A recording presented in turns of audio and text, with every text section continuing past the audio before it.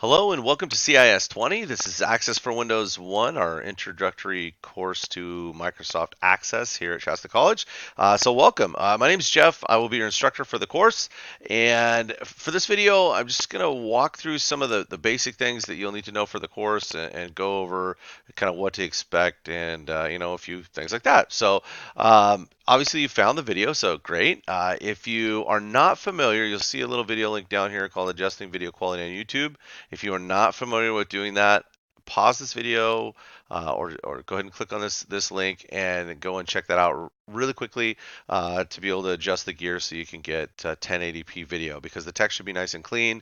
All the videos are recorded in HD so that you can see this when we're looking at Microsoft Access, for example, that you can see the menu and the little options I'm clicking and all those kinds of things.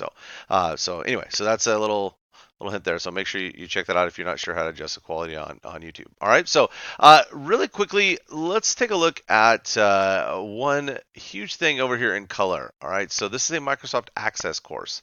Microsoft does not have a version of Access to work on the Mac platform. So if you have a MacBook, and I have a MacBook Pro that I absolutely love, but I cannot use Access on it. If you're familiar with Parallels and you have Windows installed as a dual boot, then great. If you don't know what I just said, then and you just have a MacBook and you're using it and you're loving it, great. But you cannot use it with Microsoft Access. That's a Microsoft thing. They do not make it available. It will also not work on a Chromebook. I know there are a lot of people that use Chromebooks on campus. This is one of the only things that you cannot use a Chromebook for because Microsoft Access must be installed. You can't use a cloud version of this database program.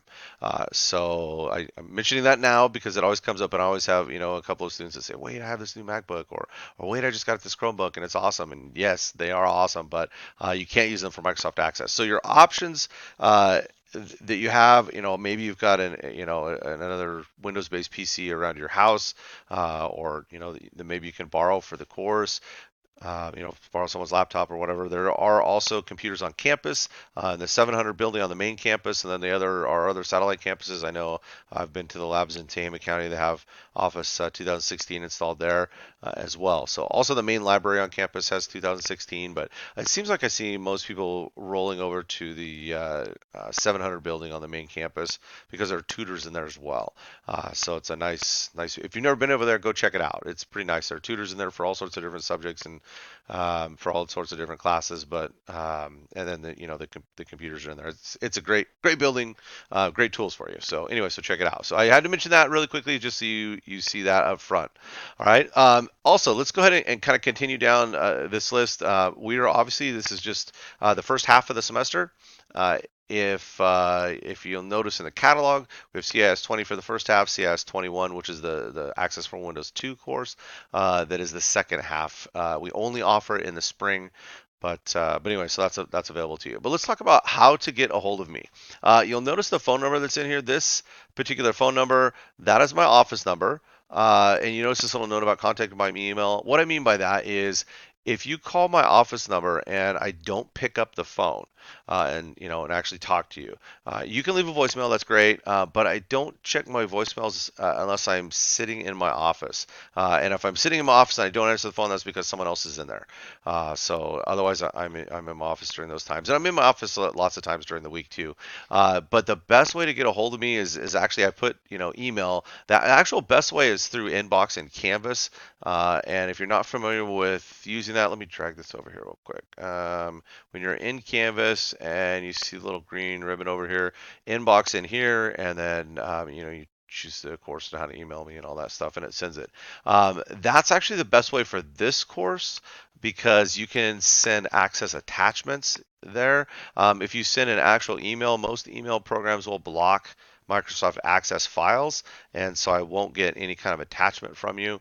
And that's because of things that can be embedded in there. So anyway, but you can send that stuff through our Canvas inbox. So that's probably the best. This is also, a great way of getting me. The only thing is sometimes our mail Marshal service will block outside emails, but for the most part, I get them right away. I'm really good about getting back to you. So typically, if you send me a message, I will get back to you within 24 hours, and a lot of times before that, but I always try and do before 24 hours. There's some weekends where I may not be here in town, but I do check messages on the weekends too, as long as I'm here. So anyway, but during the week, definitely within 24 hours. If you're on campus, want to come see me, I have an office in the 1300 building. It's actually 1310A. The office is we're actually in an old division office, so it's really nice in there. There are three of us that have offices, and then we've got a little like baby conference table thing, and there's some computers in there, and it's a great place if you need to come by and get help. So come and see us. If you're going into the 1300 building, though, don't go in the main doors because you won't find us. We're around on the side of the building. There's a separate door that goes in for 1310. And once you find the door, we're just right inside, so it's easy. And I'm there. My official hours are Tuesday and Thursdays because that's when I have classes on campus, and I'm in there from 7:30 to 10 in the morning. I'm also in there at various other times, or email me if that doesn't work for you, and we need to figure something out. All right, so I'll just mention that this kind of stuff you could check out. But I wanted to talk about the books. So the book that we'll use for this course, it's been available for a while because we're still using Office 2016, and you'll see this ISBN right here. If you put that in, we have them in the used copies, even over in the in the bookstore or online or whatever if you're renting it. So you've got that. You don't need to buy a new one, and you don't need a data disk with it. I have all the data files posted in Canvas, so get the cheapest version possible.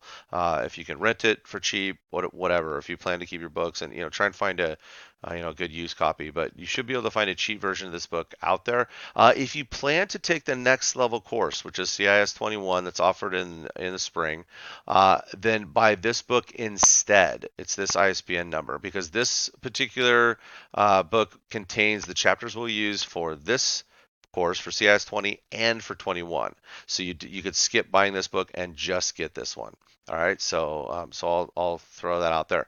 The other thing is, and you'll see there's a video over here for Office 2016 to install for free. As part of our Shasta College portal, you have the option of installing the full suite, Microsoft Office Professional Suite, which includes Microsoft Access. On up to 5 different computers. And it can be a Mac, it's just you don't get access with that particular install on a Mac, but on a Windows you would. But anyway, if you're just curious and you have a Mac, yes, you can install the full version of Microsoft Office. It's the Mac version of it, so it's a little bit lighter, doesn't have all the programs, but still, it's free and it's awesome. So anyway, take advantage of that. But the way to do that, watch the video. When you log into Canvas, you'll see you go to the Microsoft Office piece, and then, or I mean, into the portal. Before you go to Canvas, you'll see the Microsoft Office piece on there. When you click on there, there is an option to physically install the programs instead of using cloud. Okay, so that's definitely something you want to do so that you can get Microsoft Access for free. You do not have to buy it. Okay, a couple other things really quickly, and then we'll wrap this up.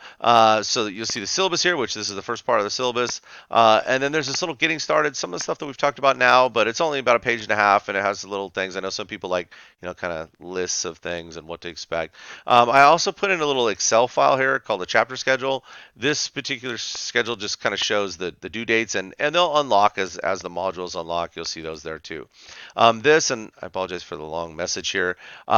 A little bit later on, I would say don't do this now. But if you're messing around with Access, you like it, you want to play with some other things, this particular link goes to the publisher website where you can download a single zip file that has all of the data files that you need to work with any of the programs in the book, or any of the problems, any of the homework assignments, any of that stuff. We don't do everything, so you don't need this. But later on, if you're curious, I put that in there because I have had people ask for that.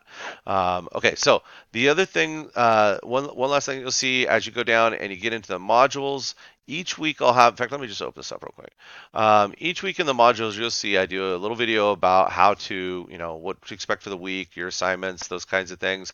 And then you'll see PowerPoint, the instructor's manual, I put that in there, and there's a little peer help forum if you're, want to post any questions there. And anyway, in this video, we'll talk about it, so I'm skipping through this very quickly. And then you'll see all the little assignments and the downloads that go with them. And then there are the videos down here and this little help video section.